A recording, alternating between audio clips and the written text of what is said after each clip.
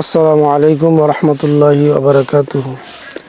প্রিয় দেশবাসী, মুমিন মুসলমান ইমানদার মুত্তাকিন পরহেজগার ভাই বোনেরা, আমরা আসছি নাদিয়াতুন নূর ইউটিউব চ্যানেল থেকে। আজকে যে আমলটা নিয়ে আসছি, শরীর বন্ধের আমল। অনেক যুবক ছেলেরা, মেয়েরা, মহিলারা, দেশ প্রবাসের ভাই বন্ধুরা জানতে চায় যে হুজুর, অনেক কবিরাজের কাছে শুনছি শরীর বন্ধের জন্য কি আমল। আবার অনেক লোকও আছে বলে যে হুজুর, শরীর বন্ধ তো আমরা করি, কোরআন থেকে করি, তাহলে আবার আমার জিনে আজকে স্বপ্ন দেখালো কেমনে? আজকে আমার শয়তানের স্বপ্নে আক্রমণ করছে, আমার আজকে বাস্তবে শয়তান ধরছে, শরীর তো বন্ধ করছিলাম। এটা আসলে জটিল একটা প্রশ্ন। হ্যাঁ, আমি বলবো আপনি পরিশুদ্ধ হন। আপনি যদি কোরআন দিয়ে শরীর বন্ধ করে থাকেন, কোরআন ঠিক আছে, কিন্তু আমার জবানটা ভালো নয়। সবার জবানে যদি কাজ করতো, তাহলে পৃথিবীর সকলেই কবিরাজি করতো।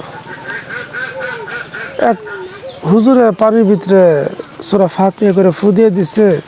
আমি অনেক কবিরাজ দেখছি, অনেক আলেম দেখছি, সূরা ফাতিহাও পড়ে না, কিচ্ছু পড়ে না, শুধু বলে বিসমিল্লাহ ফু। ওই বিসমিল্লাহ ফুয়ের পানি খাওয়াই দিলে পেটের বান্ধা ভালো হয়ে যায়। আর আপনি আর আমি ইয়াসিন সূরা পড়ে আলাই দিই, তাও কাজ হইতেছে। কেন? আমার জবান ভালো না, জবান ভালো না। জবানকে পবিত্র রাখার চেষ্টা করা, মিথ্যা কম বলা, না বলার চেষ্টা করা, হালাল খানা খাওয়ার চেষ্টা করা, ধোঁকাবাজি কুমন্ত্রণাগিরি না করা, আর মানুষের ক্ষতি না চাওয়া। আল্লাহর মাখলুকদের যারা ভালো চা, আল্লাহ পাক কুদরতের মাধ্যমে তার ভালো করে দেয়। সুবহানাল্লাহ। আপনার আপন ভাই, আপনার পার্শ্বের বাড়ির ভাই, ভাই বোন, চাচা ভাতিজা একজন বড়লোক হয়ে যাচ্ছে, আপনি ফুলে যাচ্ছেন। এই হিংসা প্রতিহিংসাগুলো আমাদের ভিতরে জর্জরিত হয়ে গেছে। আমি বলবো শরীর বন্ধের জন্য যে আমলটা আমি নিয়ে আসছি, আমলটা হয়েছে রাসূলুল্লাহ সাল্লাল্লাহু আলাইহি ওয়াসাল্লামের শিখানো আমল। আমি এত রেফারেন্স দেওয়ার সময় পাই না, সরাসরি কোরআন থেকে আমল নিয়ে আসি। যারা বিশ্বাস, ভালোবাসে, ইয়াকিন আছে, তারা আমার চ্যানেলে থাকবে, আর যারা ভালো লাগবে না, চ্যানেলে থাকলে তো লাভ হবে না। আল্লাহু আকবার। আজকে যে শরীর বন্ধের আমলটা নিয়ে আসছি, এই আমলটা হলো, আপনি ফজর নামাজের পর ইস্তিগফার পড়বেন 100 বার, লা হাওলা ওয়ালা কুওয়াতা ইল্লা বিল্লাহ পাঠ করবেন। আল্লাহর কাছে কান্নাকাটি করবেন, দিলকে নরম করে দিবেন। তারপর দরুদ শরীফ পড়বেন সাল্লাল্লাহু আলাইহি ওয়াসাল্লাম, কমপক্ষে 100 বার পাঠ করবেন। তারপরে আউযু বিল্লাহি মিনাশ শাইতানির রাজিম, বিসমিল্লাহির রহমানির রহিম বলে আয়াতুল কুরসি একবার পড়বেন, কুলফু একবার, ফালাক একবার, নাস একবার পইরা বুকে ফু দিবেন বিসমিল্লাহ ফু। আবার হাতে ফু দিবেন বিসমিল্লাহ, আল্লাহু আকবার কইয়া এইভাবে ফু দিলেন। তারপরে আবার আয়াতুল কুরসি, কুলফু, ফালাক, নাস কয়ে ফু দিলেন হাতে, বুকে। তৃতীয়বার আয়াতুল কুরসি, কুলফু, ফালাক, নাস কয়ে শেষে আবার দরুদ শরীফ পড়বেন, পড়া বিসমিল্লাহ আল্লাহু আকবার কয়ে ফু দিলেন, হাতে ফু দিলেন। পরে এভাবে আপনি মেসেজ করতে পারেন, মাসাহ করতে পারেন, কইরা এভাবে ধরবেন বিসমিল্লাহ আল্লাহু আকবার, ধরে এইভাবে বিসমিল্লাহ আল্লাহু আকবার কয়ে এইভাবে পুরা শরীর, পা পর্যন্ত পুরা বডি এভাবে আপনি বুলায় দিবেন, মাসাহ করবেন।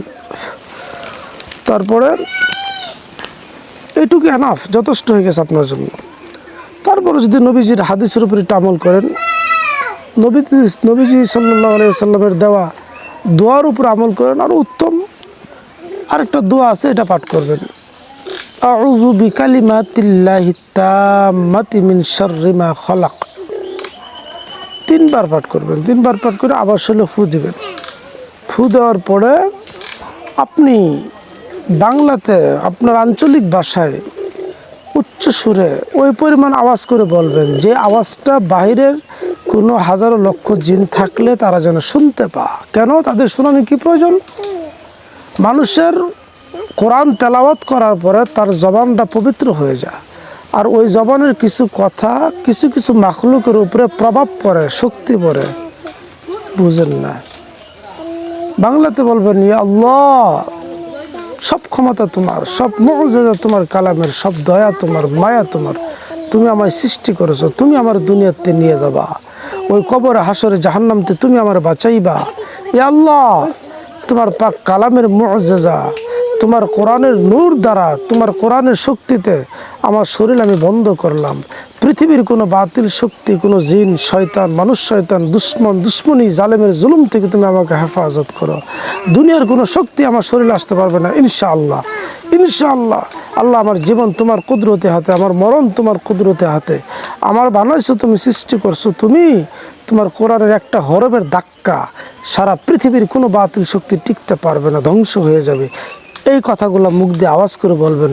আমি কসম করে বলবো, আপনার শরীরে কোনো শয়তান আর আসবে না। আবার বলবেন, আল্লাহ, যদি কেউ আসতে চেষ্টা করে তোমার কোরআনের নূর দ্বারা জ্বলে পুড়ে ভস্ম হয়ে যাবে ইনশাল্লাহ।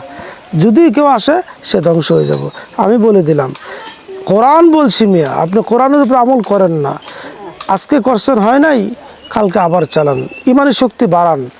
মন দুর্বল করলে হবে না যে কোরআন পড়লাম, আয়াতুল কুরসি পড়লাম, ফালাক নাস পড়লাম, শরীর বন্ধ হইল করলাম, আবার জিন কেমনে আসে, স্বপ্নে ডিস্টার্ব করলো কেন, এটা কি করে হয়? মনটা দুর্বল হয়ে গেল না ভাই। মনটা দুর্বল করা কিছু নাই, আপনার আরও সতর্ক হওয়া দরকার। যেহেতু আজকে আমার শরীরটা বন্ধ, আমার ঠিকমতো হয় নাই, আমার কোনো ত্রুটি থাকতে পারে, অথবা আমার কোনো আমলের খেলাফ থাকতে পারে, তার জন্য আজকে বেশি করে 2 রাকাত সালাতুল হাজাত নামাজ পড়বো, নফল পড়বো, পরে আল্লাহর কাছে বেশি কাঁদবো যে আল্লাহ, আমার কোন গুনার কারণে, কোন অপরাধের কারণে আমার দোয়া কবুল করতেছো না, আমি তো তোমারই গোলাম, তুমি আমার মাফ করে দাও। এভাবে আপনি গাড়ি চালায় যান না। আল্লাহ, আল্লাহু আকবার। কোরআন দ্বারা শরীর বন্ধ করার পরে পৃথিবীর কোনো শক্তি আসবে? এটা আমি মানি না। ধর্মিয়া জাহান্নামের আগুন আসলেও তো আপনার শরীরে ধরবে না ইনশাআল্লাহ, এটা আমার ইয়াকিন। আল্লাহ সকলকে বুঝদান করুক, আমিন।